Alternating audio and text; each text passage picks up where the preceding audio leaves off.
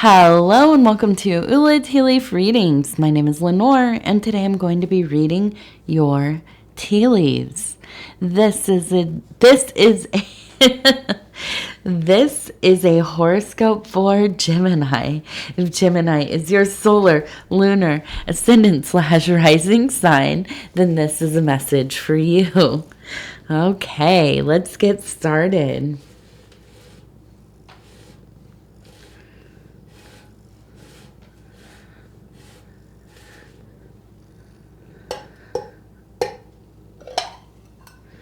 All right, let's see what these tea leaves have to say.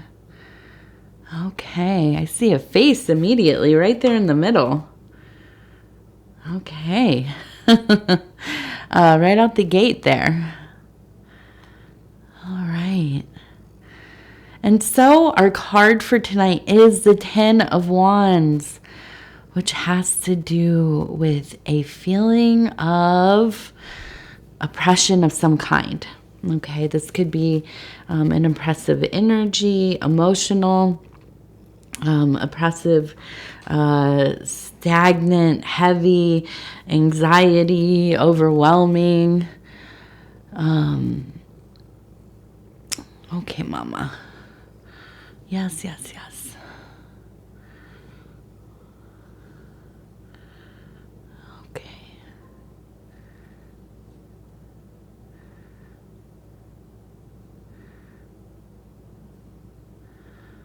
All right.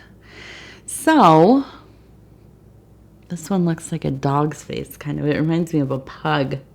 The eyes, the nose, the top of the head, and then the little body. Maybe you have a pug. Okay, so I'm seeing the face. More than anything, this face right here. And it really looks like probably a pretty feminine face. And the look, the expression is almost just kind of done with this, right? Just kind of like, I'm over it. I've been upset. I'm done being upset. Now I just am done. Okay. I just really get the energy, the vibe, that it probably is you, of course. It is central in the central part of the bowl there. And I think there's a lot of anxiety. I can tell you that. There's a lot of, with all this dispersion, there's a sense of anxiety coming up. In places, but then there's really like a strong resolve as well. And I'm looking here, we have some kind of animal. It could be, please don't lick my face. It could be a camel. It could be maybe a deer or some kind of pack, not a deer, I'm sorry, like a horse, some kind of pack animal, something that you would use to travel over long distances. And above it, I see a person, and I feel like there is a sense of moving out of a situation, and I really get the impression that in this encounter, this conflict, it feels like it's a conflict, okay? I feel like maybe you've gone a little too far in the things that you've said. I don't know that this happened recently, but it does feel like something that has kind of changed the dynamic of a pretty central relationship. So like maybe a family member, maybe a parent, maybe a sibling, cousin, best friend, whatever. This could be, it feels like it's an old thing, but it could be that it happened recently, but it's like has a underlying thing that's been going on for years. And this is kind of like one of the flare-ups, okay? But this also could be that this happened years ago and you just really have not talked since. And I feel that for one reason or another, it's really coming up. You've been thinking about this. And it's something that's kind of almost a little bit agonizing for you. I feel that you've done a lot of self-work. You have... I feel like you are in a place where you're wanting to kind of make amends with people. And I don't mean like, if you're familiar with 12-step, I don't really mean like that, although it's not dissimilar. A lot of the steps in, 12-step and like, if you're not familiar, like Alcoholics Anonymous, Narcotics Anonymous, Shoppers Anonymous, or whatever, love addicts, or whatever it's called. There's a lot of different ones, but they kind of follow the same format. And I'm somebody who's in recovery, and I do 12-step myself, but I do think that anybody could benefit from doing the steps if you have addiction or not. But part of it is making amends to people that you have hurt, you've wronged, your life, your choices have affected them in some way. And so we kind of go on a bit of a amends tour, apologizing, talking out, taking responsibility and so on. And I almost feel like it's kind of a call to this. And again, like I said, it's not necessarily 12-step related. But I do think that there are parts of our life where we really look at things and we realize that I'm never going to really fully move on from something. I'm not going to be able to, put to rest some of the things that I maybe lament or, I regret, parts of my identity that I really I'm tied to it, even if it's something that I've worked hard to process through. It does not serve me anymore. These are coping mechanisms that I'm getting away from. And so we have to kind of seek some kind of closure. Okay. And I think in this situation, there really is this feeling of going back and apologizing, or at least taking, responsibility for your role in this situation. And, I think that this will be really important for you. I think this is, unburdening the heart. Okay. And I love you so much, TT, but can you not lick my face? I just don't like that. Your tongue is sharp and you shouldn't be licking my face. Please stop. I love you. Okay. Let's see. So, and we have a person here and we have another person here. Both are looking upward. I also look at this and it seems that it's turned into kind of an angel here. And I feel like it's like your guardian angel is kind of guiding you. There is really a protection over you. And I think a lot of this is we just evolve as beings. We change as beings. And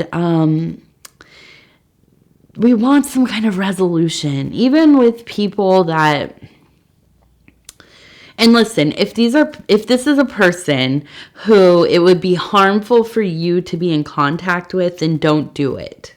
If this is a person that if you contacting them would be destabilizing to them, then don't do it. That's important, okay? That's a big thing. We must think about this.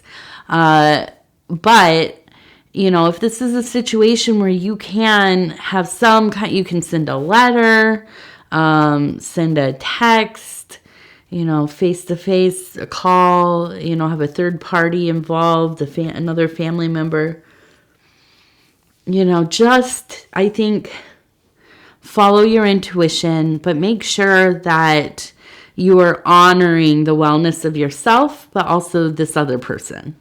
Okay, if it's going to disrupt their life, if it's going to bring them back into a place where it's too difficult, then, you leave them alone. And it might not even be that, like, what you said or your disagreement or whatever is the thing that is destabilizing. But a lot of times for people who have left their families or kind of lost contact or gone no contact with their families, even the outlying family members who they don't really have a problem with or, whatever, even just being in contact with them after many years can really bring you back to a place that feels very close to trauma. And,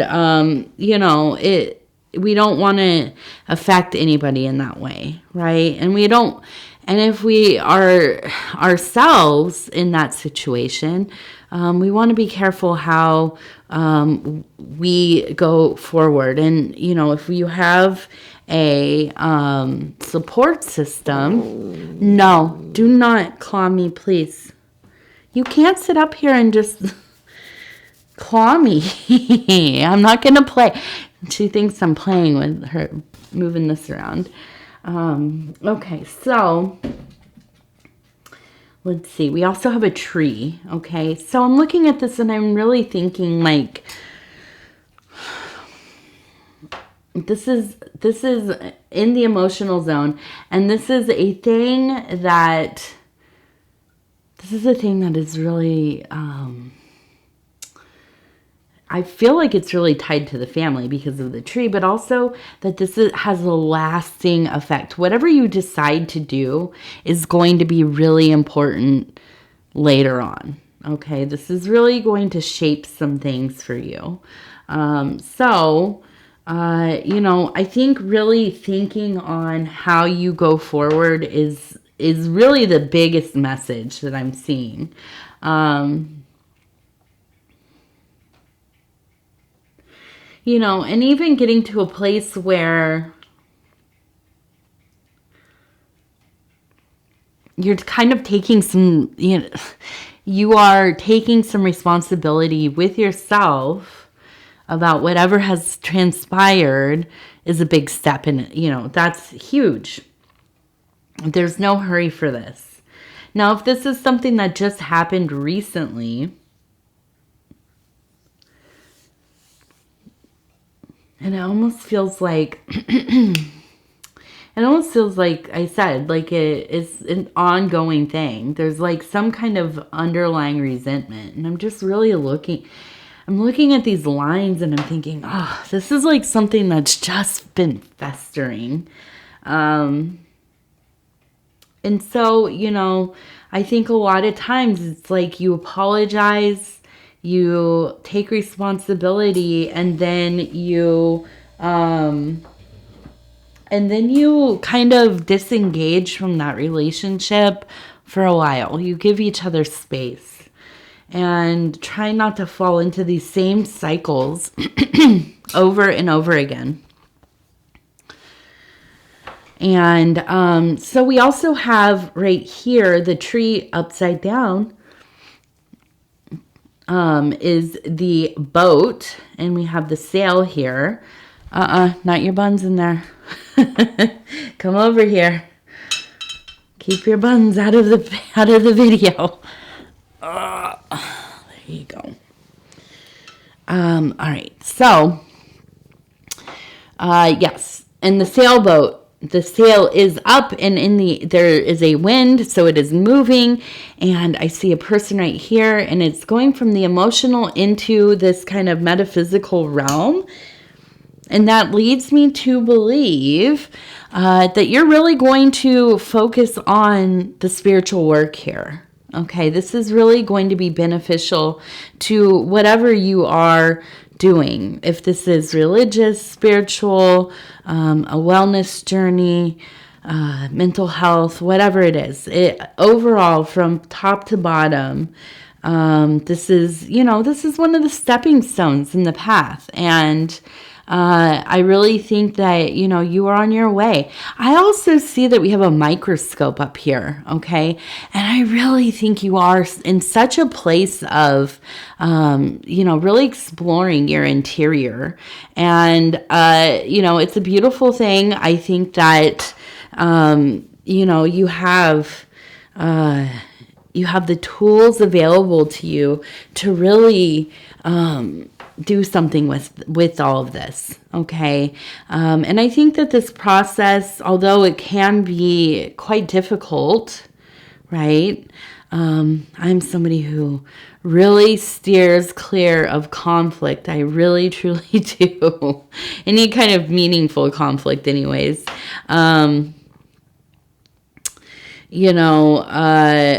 It's hard when you're really faced with, okay, I got to deal with this. I don't want to.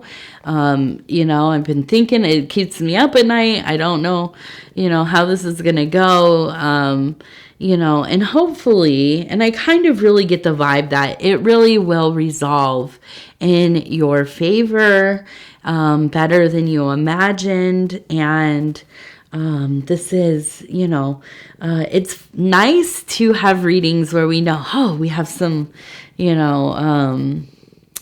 monetary fortune, success coming our way.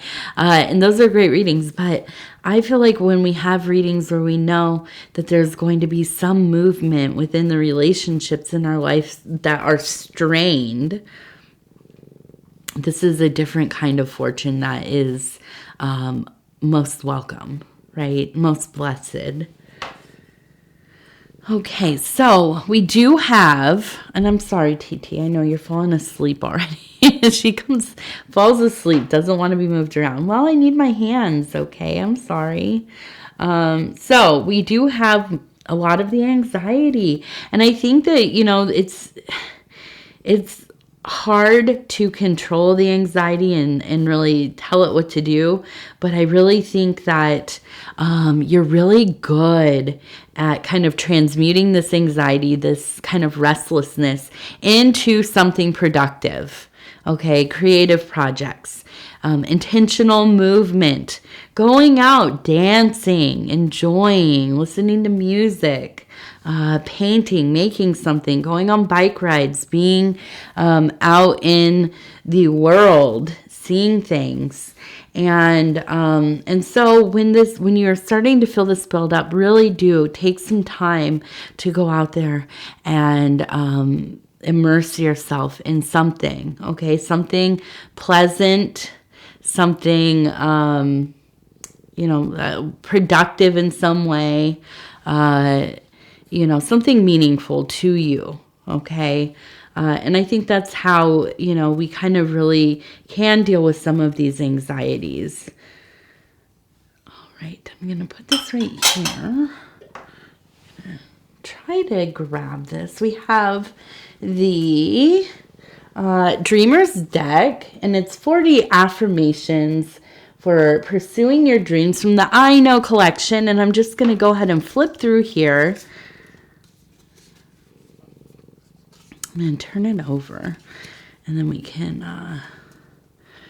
read it together. It says, I know that it is important to work hard and play even harder. I am supposed to have fun.